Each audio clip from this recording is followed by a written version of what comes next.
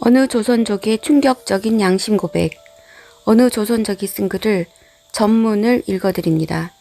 내가 조선족이라는 건 그 누구도 모른다. 난 조선족 사회에서 살지를 않으니까. 아래 내가 단 댓글을 타고 가면 조선족들이 한국의 모든 여론을 조작하고 있는 것을 알게 된다. 보통 텔레그램을 쓰는데 트위터도 많이 쓴다. 이런 게 한 1000개 정도 된다. 그냥 비밀로 하려다가 진실을 모르고 평생 살아야 하는 한국인이 안쓰러워서 밝힌다.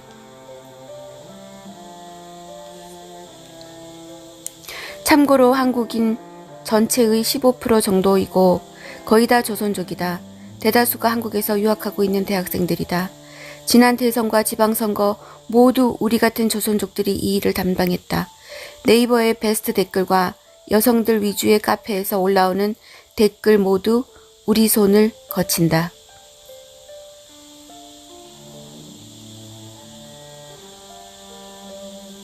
중국 정부와 한국의 민주당이 이 일을 주도하고 있는데 그들은 무슨 짓을 해도 수사받지 않을 거야.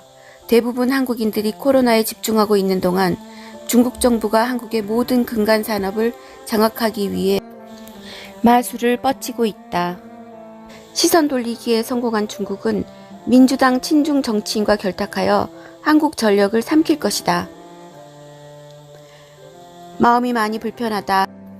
진실을 알려줄 언론이 채 몇 개가 되지 않는다. 내가 이 나라를 걱정하는 이유는 나는 대한민국에서 사는 국민이고 나 자신이 한국인이라고 생각하기 때문이다. 우린 모두 진실을 알 권리가 있다.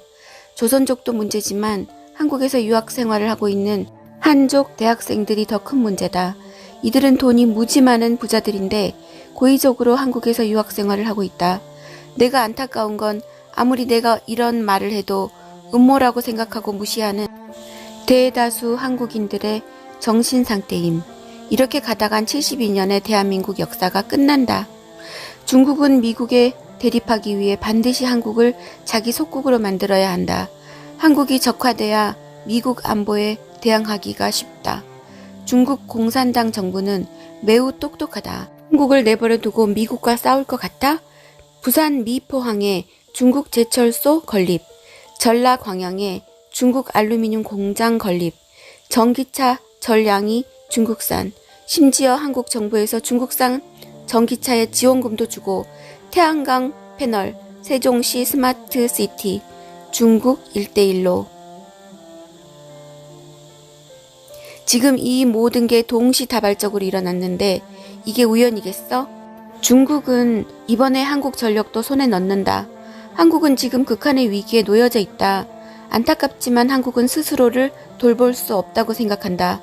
국민이 미개하고 선동이 쉽고 그래서 조선족 댓글 부대에 의해 이리 우르르 쏠렸다가 저리로 우르르 쏠린다. 미국이 이 모든 걸 방어하지 않으면 이 나라는 끝장이다.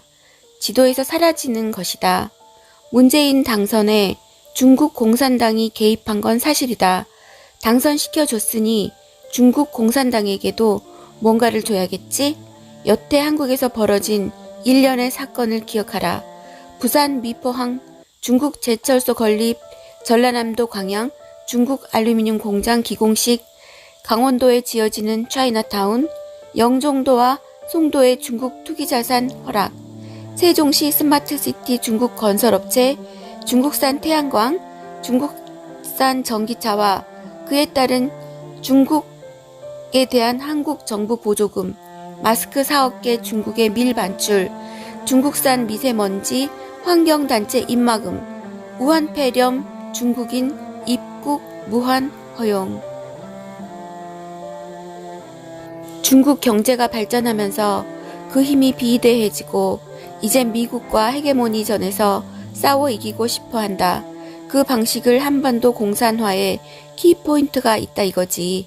여기가 적화되면 북한과 남한이 중국 손에 들어가고 미국과 싸우기가 용이해지며 세계 패권주의에 한 발짝 더 다가가게 된다. 경제로 미국에 대항할 수단이 별로 없는 중국은 한국을 적화시켜 미국에 대항할 수단으로 삼는 거고 문재인은 그 미끼를 물었다.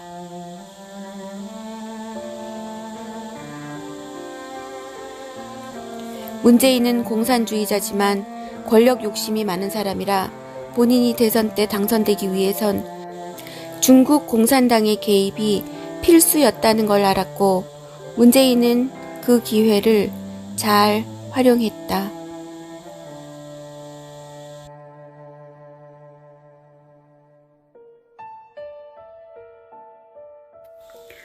좌절한 민심은 대한민국 대통령이냐 중국 대통령이냐며 격분하고 청와대 게시판에 문재인을 탄핵하라는 청원을 넣었습니다. 청원 동참자는 130만이 넘었습니다.